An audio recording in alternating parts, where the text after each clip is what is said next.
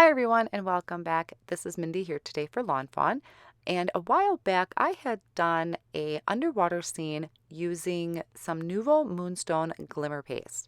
Well, this time I decided to create a magical glittery sunset. I'm going to start by creating the window for my sunset. So I just took a piece of white cardstock from Lawn Fawn that measures 4 1/4 by 5 1/2. And I'm taking the largest out of the circle stackables die, and I'm centering that in the middle of my cardstock, kind of more towards the top, holding that in place with some low tack tape, and then running that through my die cutting machine. Next, I'm using some black cardstock, and I'm going to die cut the palm tree border.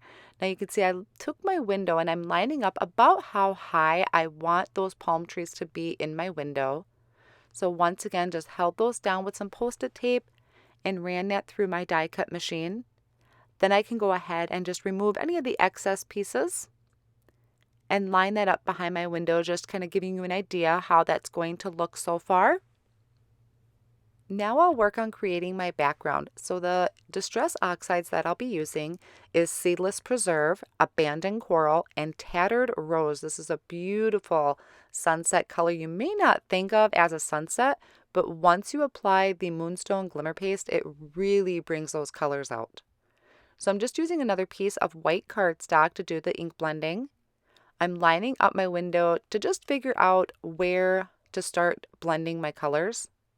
Now you can use any type of applicator you want to do your ink blending, whether it's the sponge tools, maybe you have some daubers. I'm going to be using these life-changing blender brushes, and I like to hold them towards the top or the head of the brush. That just gives me more control over the brush and where my ink is going to be. So I'm starting off with the Tattered Rose, adding just a quick layer of that, and I'll bring in my front piece just to make sure how high everything is going to be, that I have enough room for it all. Then I'll bring in the Abandoned Coral, blend a strip of that on there.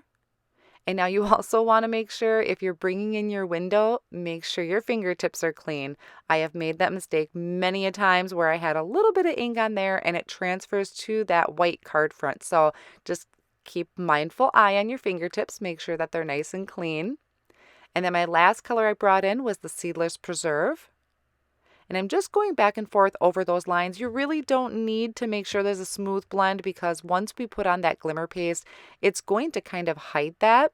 But this is just kind of habit for me to go back over those lines and blend them out. Now I did bring that Seedless Preserve down a little bit more and kind of around the edges. I kind of curved it around where my circle window was going to be.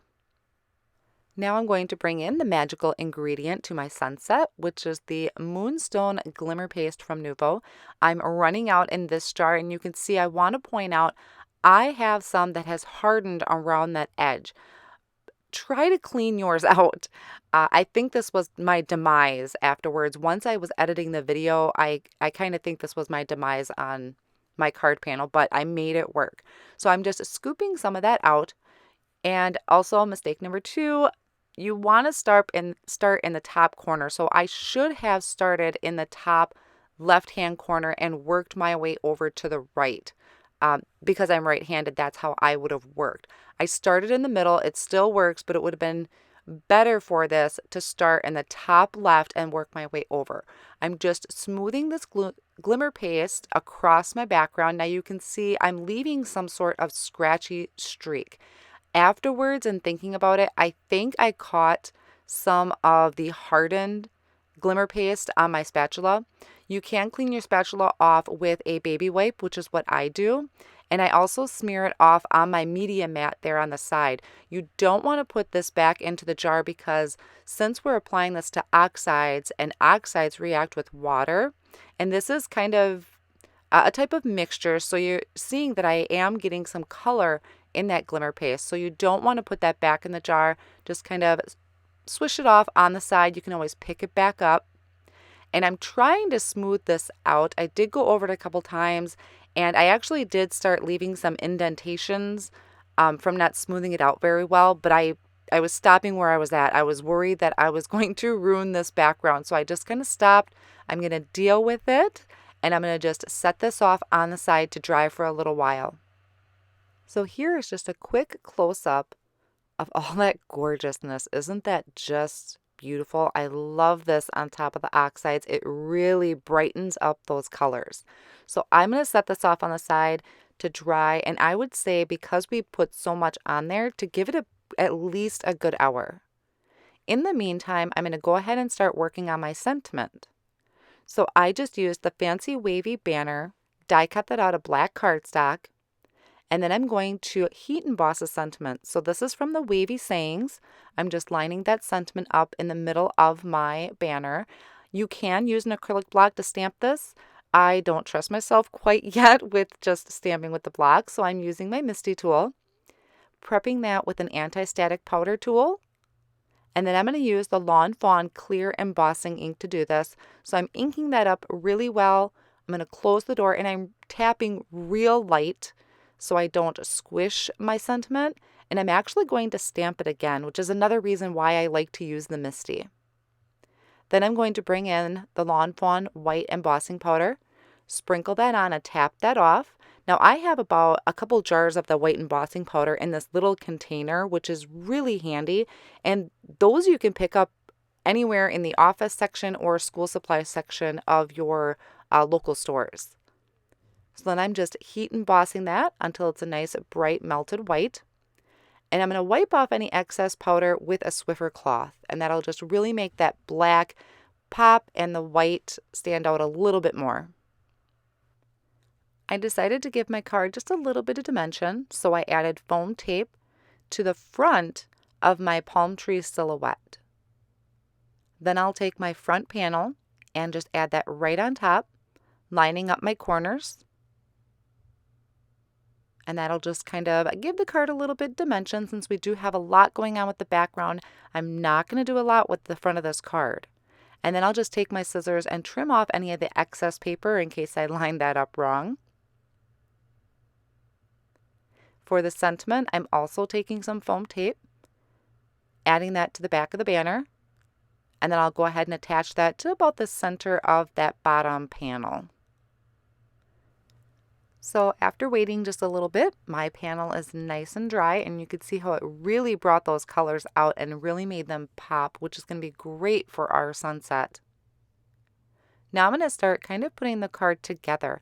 So I took some more foam tape, added it just to the top section of my card front, and then I added the Lawn Fawn double-sided tape to the bottom portion. I was a little nervous that this wouldn't stick to my textured background, so I'm taking the Lawn Fawn glue and adding just a little bit of that on top of the foam tape. Then I'll go ahead and attach this to my panel, just lining up my corners. And then I'll just push down and hold that for a couple extra seconds to make sure that the liquid glue is really adhering to that background. Now, because of this textured background, it did warp a little bit, so it's a little flimsy. I'm going to attach this to a card base right away. So I just took my white card base and I added some double-sided adhesive all around the corners and in the middle. And that's going to hold this down really well. It's going to flatten out that background. So once again, just lining up those corners and then giving that a good push. Then I'll give you another close-up here of that glittered sunset. Now you can see the streaks just a little bit if you look real close. But I am loving how this came out. It really pulled those colors out into a gorgeous sunset. So this is a great simple card to create. I was playing around prior to that, and this is another background I had done. Now what's funny is this is actually the same colors. This is Seedless Preserve, Abandoned Coral, and Tattered Rose.